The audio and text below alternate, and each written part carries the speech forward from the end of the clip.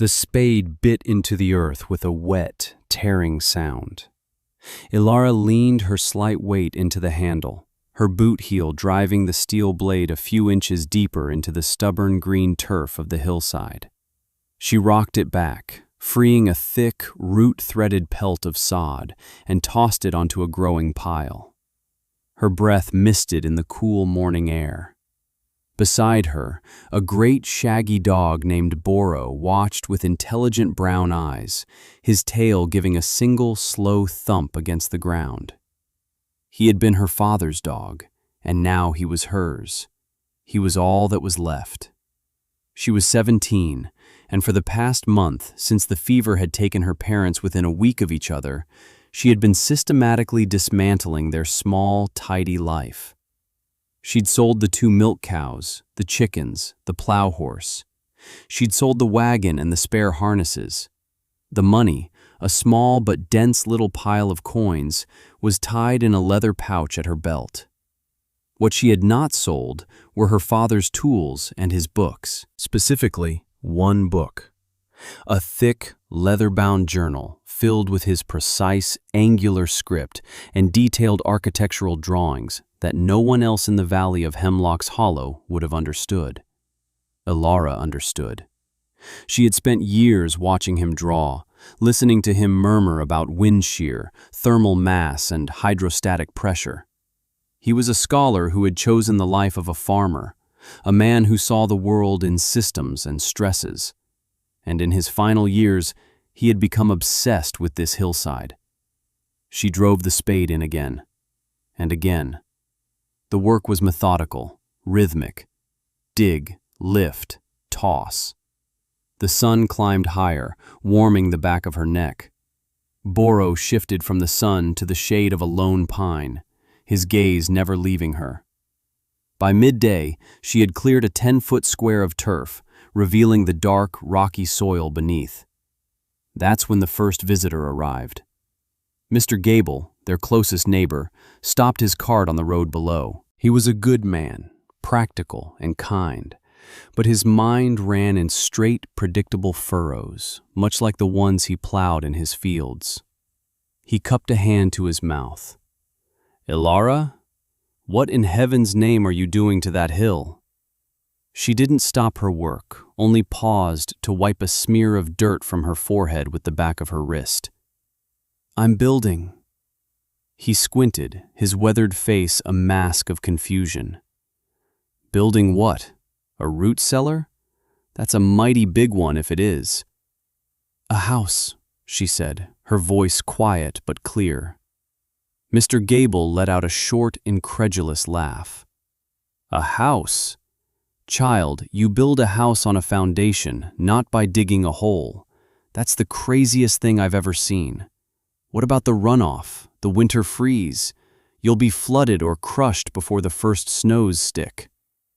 Ilara picked up her spade. "I have a plan."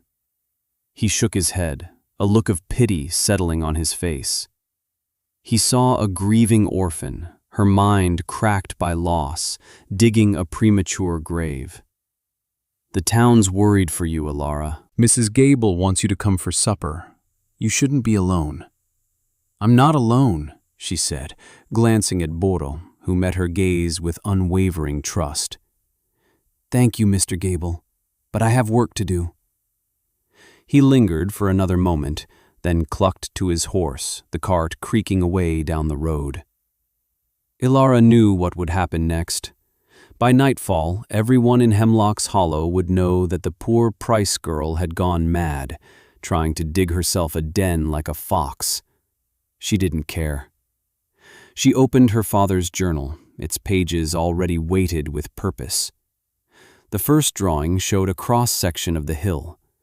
It detailed a deep-set stone foundation, angled retaining walls, and a sod roof that would merge seamlessly with the landscape. There were notes on a clever ventilation system, a thermal chimney that would draw cool air in during the summer and circulate warm air from a central hearth in the winter. It was designed not to fight the mountain, but to borrow its strength. "The earth is the best blanket," her father had written in the margin. It holds the memory of summer deep into the cold. For the rest of the summer, she dug. The 10-foot square became a 20-foot deep excavation into the belly of the hill. She learned the language of the soil, the soft topsoil, the dense layer of clay, the frustrating strata of shale that had to be broken with a pickaxe and pried out with a crowbar. Her hands, once soft from mending and baking, became a cartographer's map of her labor, tracked with calluses, blisters, and healed-over cuts. Some days her back and shoulders screamed with a pain so deep it felt like it had settled into her bones. On those nights, she would lie on her cot in the old, drafty farmhouse she was abandoning, and Boro would rest his heavy head on her chest, a warm, living weight of reassurance. The town watched. Their skepticism was a constant, low hum. Mr. Sterling, the wealthy landowner who owned the mill, would sometimes ride by on his fine horse, a smirk playing on his lips. "Still at it, girl? You'll be digging straight through to China at this rate. Wait until winter. The ground will freeze solid, and that hole will be your tomb." Mrs. Gable brought her stews and fresh-baked bread, her kindness laced with worried pleas. "Ilara, dear, this isn't healthy. Let us help you sell the farm properly. You could move into town, find work at the seamstress." "This is my home," Ilara would reply, gesturing to the growing cavity in the earth. "This will be my home." Only one person looked at her work with something other than pity or scorn.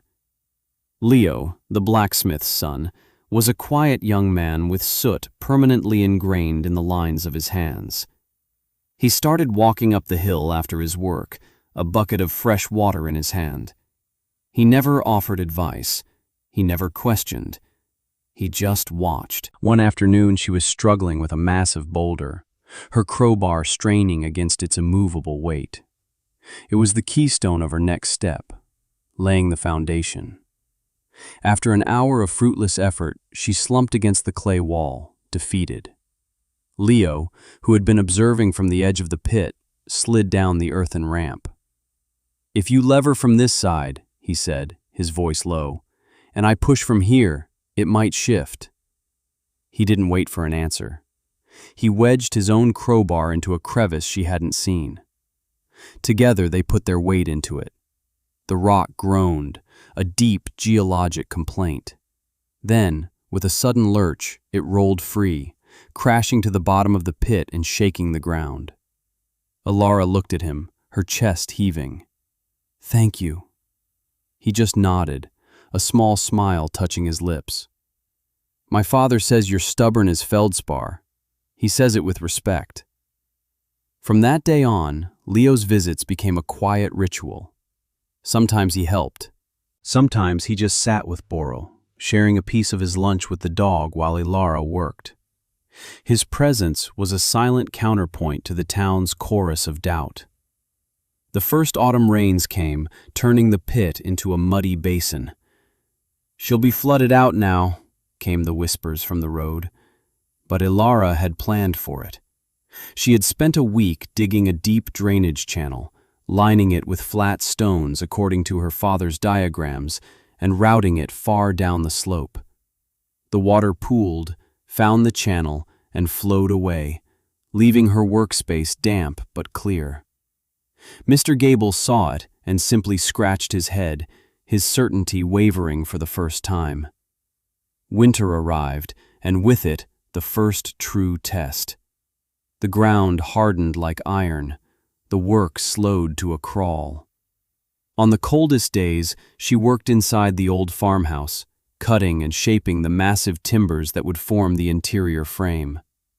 She used the money from the sale of the farm to purchase cured lumber from the mill, enduring Mr. Sterling's condescending remarks about wasting good coin on a fool's errand. She paid him in full, her gaze steady, and hauled the wood herself, piece by piece, up the hill. She spent that first winter quarrying stone from an outcropping on the far side of her property. It was brutal work. She would drill holes with a star drill and a sledgehammer, her arms jarring with every blow, then drive wedges in to split the rock. She moved the stones, some weighing hundreds of pounds, using a simple sledge on log rollers, with Boro sometimes leaning into a makeshift harness beside her, a willing, panting partner. The town saw the smoke from her fire and the slow, agonizing progress of her stone pile, and they shook their heads. The girl was possessed by a strange grief. The first year passed. The foundation was laid, a massive, interlocking puzzle of stones set 3 feet deep. The second spring, she began to build the walls. They were not straight, but slightly sloped, designed to use the pressure of the earth to strengthen them, not fight it. She learned the art of masonry, mixing mortar, setting the stones one by one. Leo brought her a perfectly balanced mason's hammer he had forged himself. It felt like an extension of her own hand. By the end of the second summer, the timber frame was up, a skeleton of beams and posts within the stone shell. It looked like the ribs of a great, half-buried beast. People started to stop their carts not to mock, but simply to stare. The sheer scale and persistence of the project had begun to silence them.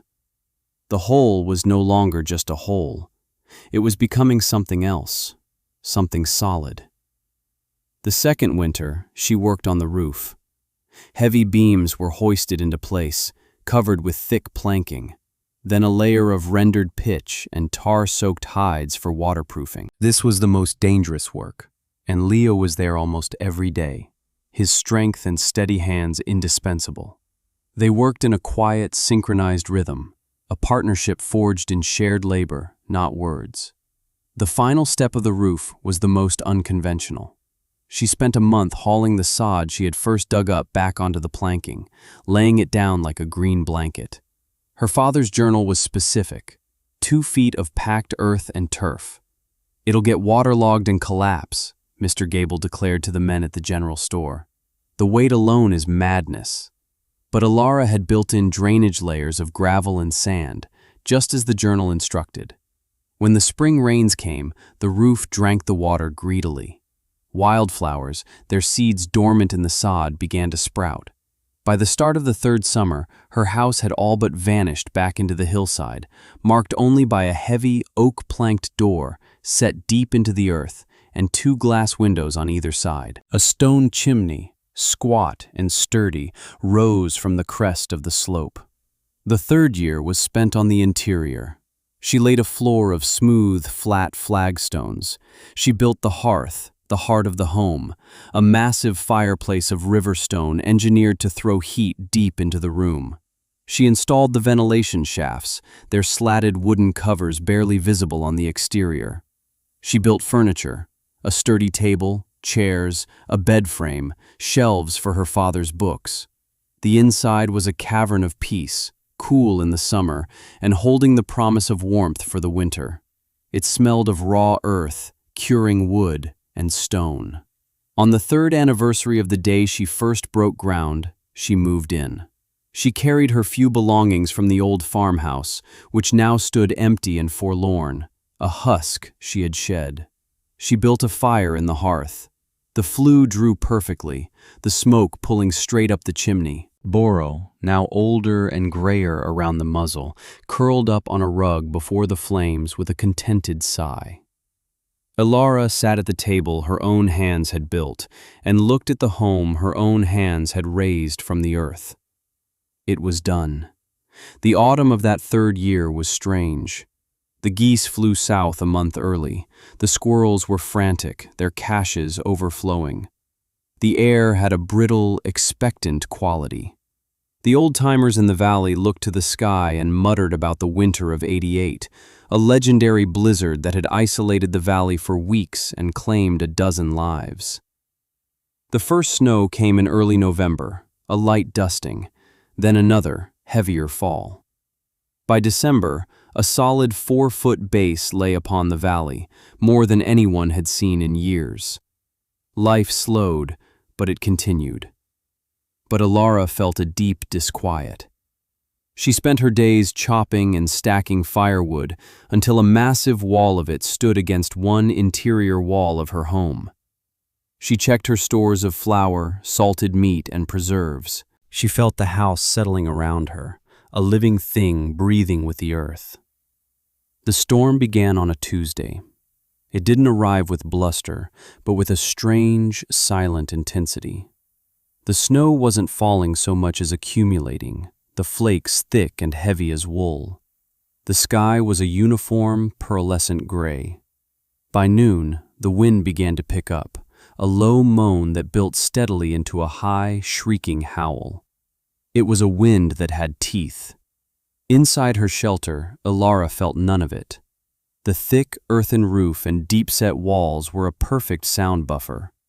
The only evidence of the storm was the frantic swirling of snow visible through the two front windows. The fire in the hearth burned warm and steady, the stones soaking up the heat and radiating it back into the room. The air was fresh and clean, circulated by the thermal chimney her father had designed. Boro slept peacefully by her feet. She kept the fire stoked and waited. For 3 days, the world outside ceased to exist. The snow piled up against the windows until they were completely dark, plunging the house into a cozy, firelit twilight. The wind shrieked, a constant, violent assault, but inside there was only the crackle of the fire and the quiet rhythm of her own breathing. This was the test. This was the moment her father had envisioned, the reason for every blister, every aching muscle, every stone she had hauled. "It'll work," she had told them. And it was working. Late on the 3rd day, a new sound cut through the muffled peace, a frantic, desperate pounding on the heavy oak door. Boro started, a low growl rumbling in his chest. Ilara quieted him with a hand on his head. She lifted the heavy iron bar and pulled the door inward. A figure, caked in snow and ice, stumbled in, collapsing onto the flagstone floor in a gust of frigid air. It was Mr. Gable. His face was pale with cold and terror, his beard frozen solid.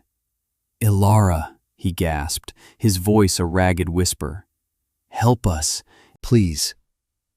She helped him to a chair by the fire, wrapping him in a thick wool blanket. He was shaking uncontrollably. "What happened?" she asked. "The roof," he stammered. "The weight of the snow, it just gave way. The whole north side of our house is gone. We were huddled in the kitchen, but the fire's out, the chimney's blocked. Martha, she sent me.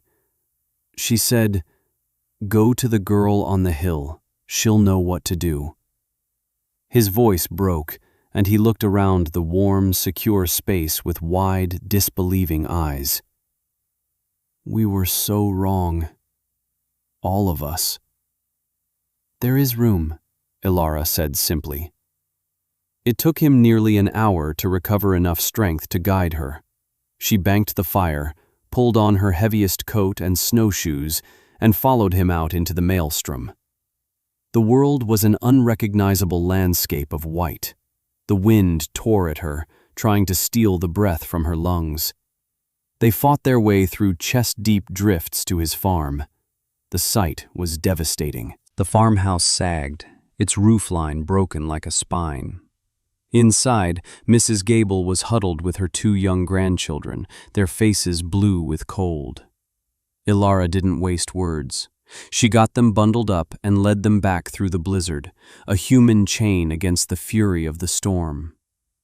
When they stumbled back into the warmth of the hillside house, Mrs. Gable burst into tears, not of sorrow, but of profound, overwhelming relief. They were only the first. News of a safe haven, passed by some desperate, primal instinct, seemed to travel on the wind itself. An hour later, another knock. It was the blacksmith and his wife, their own roof groaning under a load it could no longer bear. Then, 2 more families from down the valley, their homes buried, their firewood soaked. The most shocking arrival was Mr. Sterling. He appeared at the door, his fine wool coat torn, his face a mask of humbled desperation.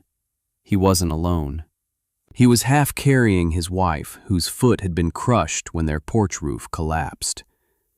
My home is gone," he stammered, his usual arrogance stripped away, leaving only a terrified man. "The beams just snapped. We heard from Gable. He said you were safe." Ilara looked at him, the man who had mocked her more than any other. She saw no triumph in his defeat, only a human in need. "Bring her in," she said, her voice even. "Lay her by the fire." For 3 days the town came to her. The shelter, which had seemed so large and empty, filled with the people of Hemlock's Hollow. There were 27 of them in total, plus Boro. They huddled together in the warm, fire-lit space. Ilara moved among them, tending to Mrs. Sterling's foot, sharing her stores of food, rationing the water from the small well she had dug in a corner of the main room. She was no longer the strange orphan on the hill. She was their anchor. They watched her with a new kind of awe. They saw the genius in the thick walls they had ridiculed, the security of the earthen roof they had mocked. They felt the clean, warm air from the vents they hadn't understood, and ate the food she had patiently stored. They were living, breathing proof of her foresight. The storm broke on the morning of the 4th day. The wind died, and a profound, crystalline silence fell over the valley. When Ilara opened the door, the light was blinding. The snow was piled 15 feet deep, a smooth, undulating blanket that had reshaped the world. Only the very tops of the tallest roofs in the village were visible. Her own chimney puffed a steady stream of smoke into the crisp, clean air. Her home, once invisible, was now the only visible sign of life. The aftermath was a time of reckoning. As the people dug out, the true devastation was revealed. Half the structures in the valley were damaged or destroyed. Livestock had frozen in their barns, but not a single life was lost. Everyone who would have perished was safe inside Ilara's hill. In the weeks that followed, the town transformed. The skepticism was replaced by a deep and abiding respect. Mr. Gable was the first to apologize, his words simple and direct. "We thought you were lost to grief, Ilara, but you were seeing clearer than any of us. You saved us." Mr. Sterling, his wife recovering slowly, came to her, hat in hand. "I was a fool," he said, the words costing him a great deal. "A proud, blind fool. I have resources. Whatever you need to help the town rebuild, you have only to ask. But I want to ask for something more. I want you to teach us." He gestured to her father's journal, which lay open on the table. "This is more valuable than any mill or parcel of land. This is wisdom." And so, Ilara taught them. She didn't lecture, she showed them. She walked them through the principles of her father's designs. Leo, who had never left her side, became her primary assistant, his practical skills translating her father's theories into tangible plans. That spring, the rebuilding began. But they didn't rebuild the same flimsy wooden boxes. They began to build into the hillsides, creating homes that were partners with the earth, not adversaries. They used Ilara's house as the model, her knowledge as the blueprint. The valley of Hemlock's Hollow became a place of quiet innovation, its people bound together by the shared memory of a storm and the quiet girl who had prepared for it. The years that followed were peaceful and productive. Ilara and Leo married in a simple ceremony on the green roof of her home. They raised 2 children in its warm, secure embrace, their laughter echoing in the space that had once held a desperate town. Ilara never became a loud leader, but her quiet authority was unquestioned. She was the keeper of the knowledge, the woman who listened to the earth. Boro grew old. His great, shaggy body became frail, his muzzle white as snow. He spent his final years sleeping by the hearth he had guarded for so long. One winter evening, 15 years after the great blizzard, he rested his head on Ilara's lap, gave a soft sigh, and simply stopped. His long watch was over. Ilara and Leo buried him on the hillside, under the lone pine where he had watched her dig that first square of earth. His grave was marked with a simple fieldstone, a silent monument to a silent witness. Time wore on. The children grew up and built their own hillside homes nearby. The valley prospered, its unique architecture making it a place of note, a testament to resilience. Ilara's hair turned the color of winter frost, her hands gnarled with age but still capable.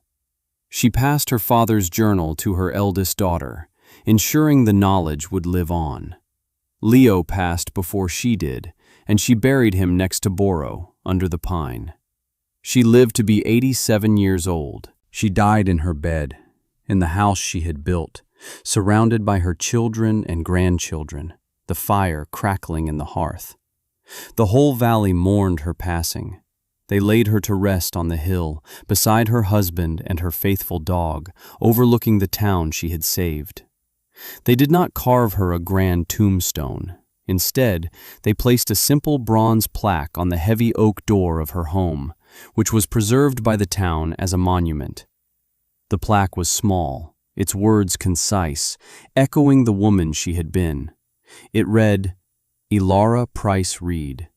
She listened to the earth, she built for the storm, she sheltered the town.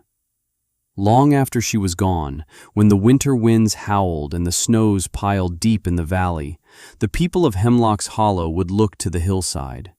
They would see the faint glow of light from the windows of her home, where a perpetual lamp was kept lit in her honor. They would stoke the fires in their own warm, earthen houses and tell their children the story of the quiet orphan girl who, armed with patience and a father's wisdom, dug into a hill and saved them all.